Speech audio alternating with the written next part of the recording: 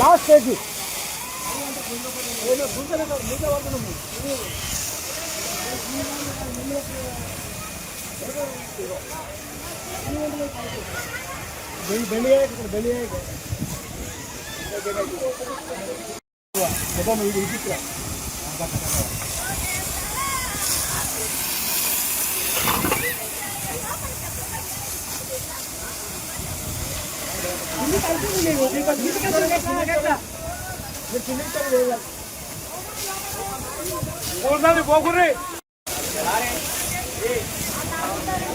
మూలకుందా sir ఇప్పుడు అట్లే కానీ ఇంకా మాట్లాడలేదు మూల మొత్తం దీనికొత్త మొత్తం ఈ మూల మొత్తం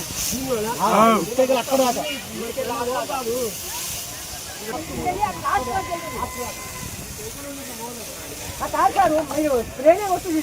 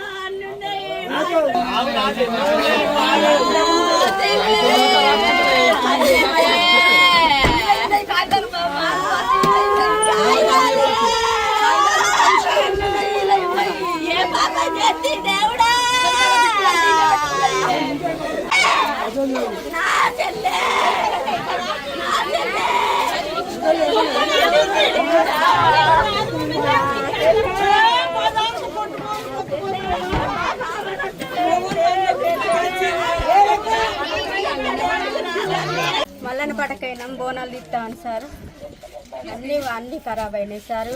నా పిల్లల బట్టలు 4 పిల్లల బట్టలు, మా చెల్లె మరిది బంగారం 4 తులాల బంగారం, గొలుసులు, ఇల్లు మొత్తం మునిగింది సారు. సామాన్ మొత్తం పోయింది, ఖరాబ్ అయింది. అన్నం పెడతా మా అమ్మ సామాన్, మా అమ్మ పైసలు కూడా 1,00,000 రూపాయలు పోయినాయి సార్. మీరే కొంచెం దయచేసి ఊరంతా ఎన్ని ఊర్లు ఉన్నాయి అన్ని ఊర్లు కొంచెం కాపాడండి మమ్మల్ని. ఓ దేవుడా.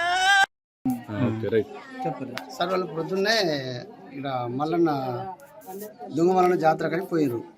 ఇంట్లో నుంచి పోయినాక ఒక గంట కూడా కాదు, దాదాపు 9 గంటలకు అయ్యారు. 10 గంటల వరకు ఇక్కడ చాలా అయింది.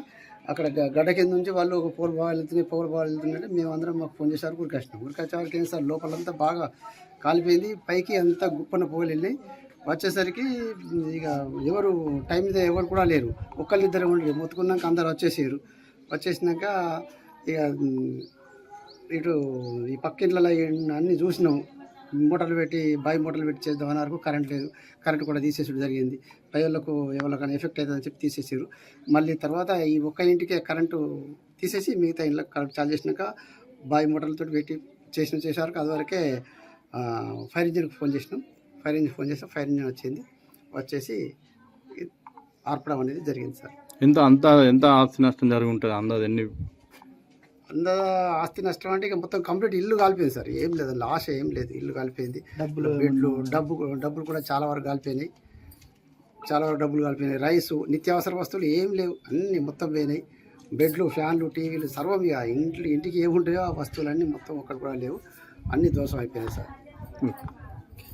పేరు? నా పేరు శంకరయ్య, ఎనగంద్ర శంకరయ్య.